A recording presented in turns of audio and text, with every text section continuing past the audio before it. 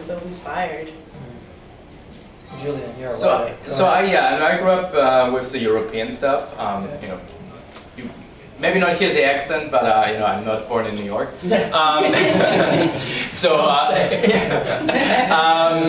yeah, so a lot of like Tintin and like the French Franco-Belgian things. But then I remember actually my discovery of American comics was like the great year 1986 when Mouse was published. It was also the same year Watchmen was published, the original Watchmen, and The Dark Knight Returns by Frank Miller, which were like wow. Everything Frank Miller. Yeah, so basically it was like really like a game changer that really introduced me to American comics.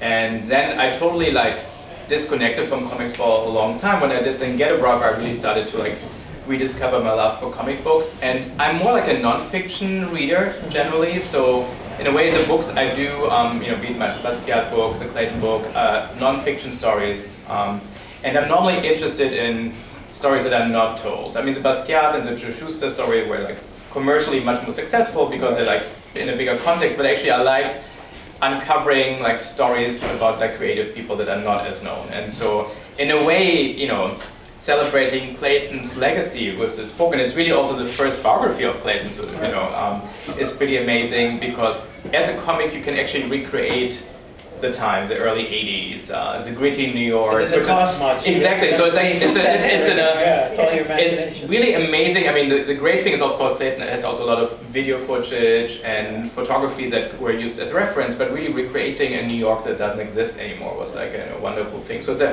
it's a homage to Clayton, it's a homage to the Lower East Side, and it's a homage also to a time when a lot of things were possible. I mean, like, you know, being an artist and now in New York. Yeah, it was a freedom. Yeah. So it really is like interesting time period thing. So how about you? What's your comic? Just like you hit it. Well, I used to work in a comic book store. It was a defunct comic store called Wild Comic Books. They were like the Midtown Comics in the Bronx in the 80s. They had 3 stores.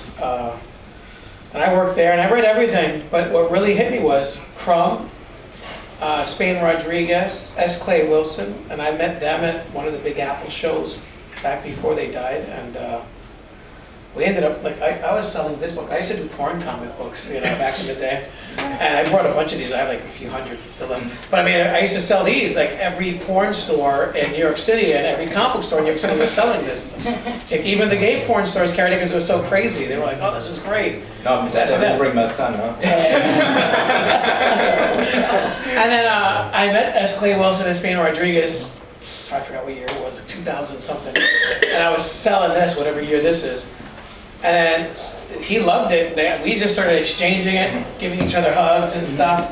Because those are the guys that really wanted me, you know, that really led me to go to like art school and SBA and get ripped off and get into debt, you know. But also to like, you know, go into like self-publishing and becoming a publisher. I wanted to do comic books. It was in my blood. I mean, now, you know, at age 45, I realize there's no money in it, but I mean, it's like, but it's okay. I still like have so many stories to tell, and I don't know, if I was smart, I would have probably got into film. I've been a director, but I mean, I just love it. It's great stuff. All right, we got another question over here.